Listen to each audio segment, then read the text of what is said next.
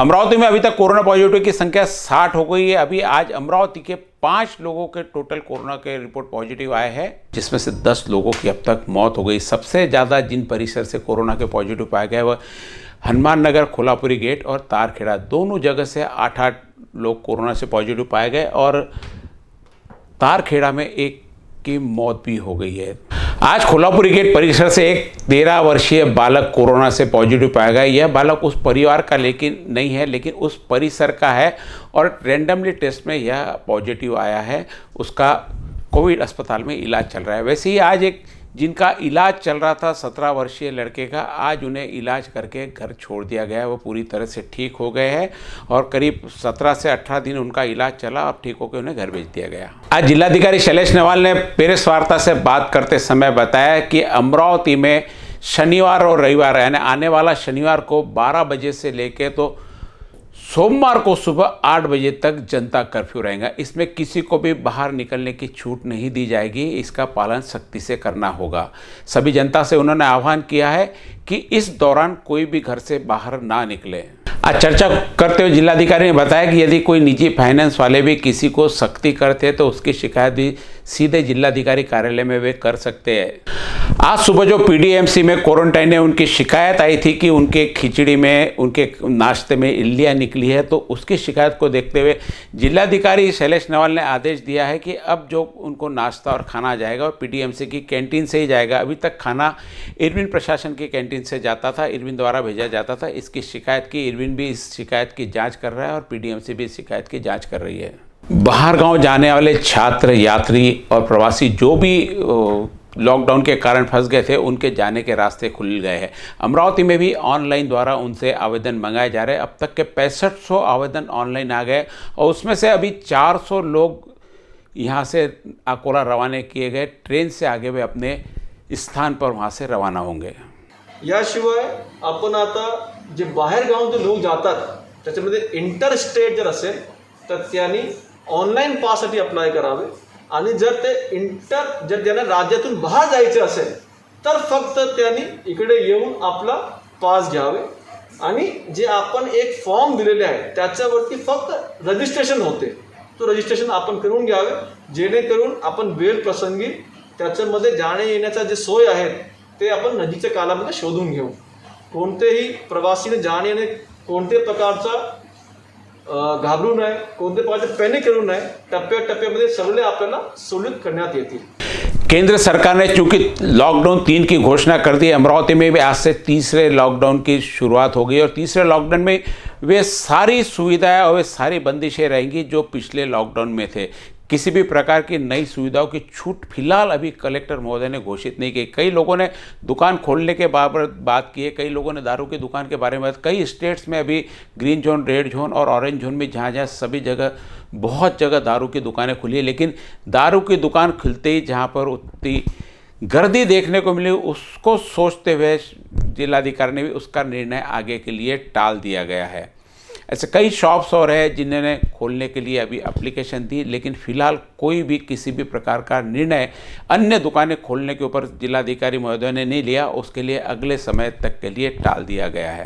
आपला अमरावती सिटी जे आहे ते रेड झोनमध्ये असल्याने आता आपल्याकडे जे ऑलरेडी बंदिशे कायम होती ते इथून पुढे अजून पुढे काही दिवस चालू राहणार आहे आणि त्याचा उघडण्यासाठी यथावेळी आपण त्याच्याबद्दलचा कार्यक्रम जाहीर करणार आहे। मी सर्व लोकांना आवाहन करू इच्छितो की जेव्हा आपण हे उघडू त्यासाठी आपली पूर्व तयारी आपल्याला खूप महत्त्वाची आहे।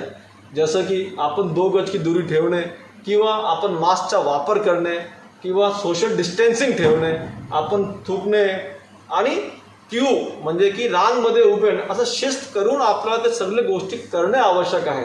आपले जे पब्लिक प्लेसेस आहेत त्याचं डिसइन्फेक्टेशन सुरू करणे।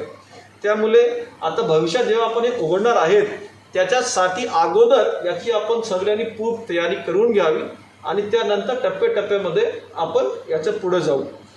अभी फिलहाल जो अत्यावश्यक सुविधा वाली दुकानें हैं वही चालू रहेगी। उनका भी समय 8 से 12 तक ही है। और वह पुनः आपको एक बार बता दूं कि शनिवार और रविवार यह जनता कर्फ्यू अमरावती जिलाधिकारी महोदय ने घोषित किया है। शनिवार को 12 बजे से लेके तो सोमवार को सुबह 8 बजे तक ये बंद रहेगा। जिनको भी अपनी खरीदारी करनी है वह रविवार को बाहर घर से नहीं निकल सकेंगे। शनिवार को ही अपनी पूरी रविवार की भी खरीदारी जो भी करना है करके रख ले। वह रविवार को किसी भी प्रकार की कोई भी छूट नहीं मिलेगी। और यह जनता कर्फ्यू मात्र अभी सिर्फ ये शनिवार रविवार के लिए ही घोषणा की, आगे के लिए कोई भी सूचना जिलाधिकारी महोदय ने अभी नहीं दी है। आज अमरावती में कर्फ्यू का 44वां दिन है। कहीं पर भी 44 दिनों में भी पहले 15 दिन तो अमरावती में एक भी कोई कोरोना का पॉजिटिव नहीं था। पहला पॉजिटिव अमरावती में जो मिला 2 तारीख को, जिनकी मौत हो गई थी, जिनकी रिपोर्ट 4 तारीख को आई थी, यानी 21 तारीख से अमरावती में कर्फ्यू था। उसके बाद में सीधी जो जानकारी मिली है 15 दिन बाद में 5 तारीख को जानकारी मिली कि एक कोरोना पॉजिटिव पाया गया। फिर बाद में उसके परिवार के 4 लोग कोरोना से पॉजिटिव पाए गए। तब तक अमरावती में कुछ भी नहीं था। लॉकडाउन के चलते भी कहते हैं कि लॉकडाउन की ये 14 दिन की प्रक्रिया है इसकी चैन तोड़ने के, लेकिन यहाँ 14वां दिन जिस दिन था उस दिन कोरोना का पॉजिटिव पाया गया। तो अब और 14 दिन कोरोना हमको लॉकडाउन से अभी गुजरना है। तो क्या ये 14 दिन में हम यह चैन तोड़ पाएंगे? क्योंकि हम अभी देख रहे हैं कि 8 से 12 बजे तक का जो अपनी अत्यावश्यक सुविधा के सामान खरीदने की सरकार ने, प्रशासन ने जो छूट दी है, उस छूट का पूरा दुरुपयोग होते हुए दिख रहा है। कहीं पर भी 8 से 12 के बीच में ऐसा नहीं लगता कि किसी भी प्रकार की बंदिशें सरकार ने नहीं लगे, प्रशासन ने नहीं लगे। हमारी सेल्फ हमको देखना है कि यदि हमको नहीं ज़रूरत हो तो हम घर से बाहर नहीं निकले, नहीं तो ये चैन ऐसी ही बढ़ते जाएगी, ऐसी ही बढ़ते गए जब तक ये चैन ब्लॉक नहीं होगी। मुझे नहीं लगता कि इस प्रकार यदि ऐसा चलता रहा तो 14 दिन बाद भी वापस क्या स्थिति रही। लॉकडाउन की स्थिति नहीं भी रहे तो कुछ क्षेत्र अमरावती के बंद रहेंगे, कुछ खुले रहेंगे। पूरी तरह से आज़ाद घूमने के लिए हम तब भी नहीं हो पाएंगे। उसके लिए बहुत ज़रूरी है कि हम घर में बैठकर ही इस चैन को तोड़ने का प्रयास करें ताकि नए लोग और संक्रमित ना हो। लेकिन हमने देखा कि 22 तारीख से लगातार उसके बाद में 22 तारीख तक मात्र 6 लोग हमारे अमरावती शहर में थे। शाम तक और कितना आंकड़ा बढ़ जाए, अब डर सरीका लगने लगा कि कितने आ जाएंगे। अकोला में आज 73 लोग हो गए। अकोला में भी 5 दिन पहले तक यानी जिसका इलाज चल रहा था मात्र 1 व्यक्ति था, बाकी लोग सारे ठीक करके घर पे भेज दिए गए। लेकिन पीछे पीछे से लगातार आंकड़े बढ़ते गए और यही कहीं ना कहीं लॉकडाउन का दुरुपयोग हुआ है। कहीं वैसी स्थिति हमारे अमरावती शहर में ना आ जाए, इसलिए बहुत ज़रूरी है कि इस चैन को तोड़ना, और इस चैन को तोड़ने के लिए सबसे अच्छा इलाज घर में खुद में क्वारंटाइन करना। आज कलेक्टर महोदय ने भी कल निवेदन में भी किया, कल उनके प्रेस नोट में भी कहा कि हर व्यक्ति अपने आप को घर में क्वारंटाइन समझे। जब तक वो क्वारंटाइन खुद को समझेगा, खुद सुरक्षित रहेगा, साथ में अपने परिवार को भी सुरक्षित रहेगा, और परिवार सुरक्षित रहा तो निश्चित रूप से वो परिसर है वह भी सुरक्षित रहेगा। हर व्यक्ति ऐसा सोच ले तो शायद जो अब तक मिल गए उनसे ही जो जिनको संक्रमण फैलाया उन्हीं के टेस्ट चालू वही आ गए। नया कोई, जैसे अभी एक नया परिसर जुड़ गया था कंवर नगर के परिसर से भी और भी लोगों को उनको क्वारंटाइन के लिए रखा था। उनके सैंपल्स दिए थे, कुछ लोगों की उसमें से निगेटिव रिपोर्ट्स तो होता है, क्योंकि हमने जितने सैंपल्स लोगों के अभी करीब 1200-1300 के आसपास सैंपल्स लिए, उसमें 1000 के ऊपर निगेटिव सैंपल्स आते हैं। तो इसका मतलब यह नहीं कि वहाँ से कोरोना हट गया है। और रैंडमली सैंपल लिए जाते हैं प्रशासन द्वारा। हर व्यक्ति को यानी हर घर में यदि वहाँ पे 3000 लोगों को चेक नहीं करता, उसमें से कुछ रैंडमली सैंपल लिए जाते हैं। उस सैंपल के अंतर्गत ये लोग आए हुए, उसमें से कुछ लोग निगेटिव पॉजिटिव, ये चलते रहेगा। लेकिन अब कोई नया परिसर इसमें ना जुड़े ताकि हम हमारा, क्योंकि आज देखा कि हमने सरकार ने भी दारू की दुकानें खोलने की परमिशन दे दी। क्यों? क्योंकि सरकार को भी कहीं ना कहीं, हम जिस भाषा को हम कमाई बोलते हैं, सरकार रेवेन्यू शब्द वापरती है अंग्रेजी का, हम लोग कमाई बोलते, क्योंकि सरकार का रेवेन्यू का लॉस हो रहा था। सीधी भाषा में, हमारी भाषा में कमाई का लॉस है। सरकार जब सोच रही है कि हमारी कमाई का नुकसान हो रहा, उस परिस्थिति में यदि जो चीज़ सबसे आखिरी में जरूरी उसकी यदि दुकान खोलती कि उससे रेवेन्यू ज़्यादा मिलता है, वो दुकान खोलने की परमिशन देती है। आज कितने व्यापारियों ने अमरावती शहर में दुकानें बंद कर रखी है, क्या उनकी कमाई के लिए प्रशासन नहीं सोचेगा? बस यही सवाल है कि जिस प्रकार सरकार ने खुद की कमाई के लिए दारू की दुकानें शुरू करने की परमिशन दी, वैसे ही कुछ बंदिशें लगाकर, यदि हम अमरावती की बात करें तो अमरावती को भी यदि कलेक्टर महोदय 3 जोन में बांट देवे, रेड जोन, ग्रीन जोन और ऑरेंज जोन में। तो दुकानें अंदर की, भले आप रोड की दुकानों की परमिशन ना दो, लेकिन जो अंदर रिहायशी इलाकों में जो भी शॉप है, चाहे वो ग्रोसरी की शॉप हो, किराना शॉप हो, स्टेशनरी हो, कटलरी हो, जूते की दुकान हो, जो भी हो, जो मेन रोड से नहीं हो, रिहायशी इलाकों में, यदि इनको भी थोड़ी सावधानी और थोड़े शर्तों के साथ खोलने के लिए परमिशन दे, तो अमरावती की गाड़ी धीरे धीरे पटरी पे आएगी और समझ में भी आ जाएगा कि ये छोटा सा व्यापार शुरू करने से हमको परेशानी होती है नहीं होती है। क्योंकि ये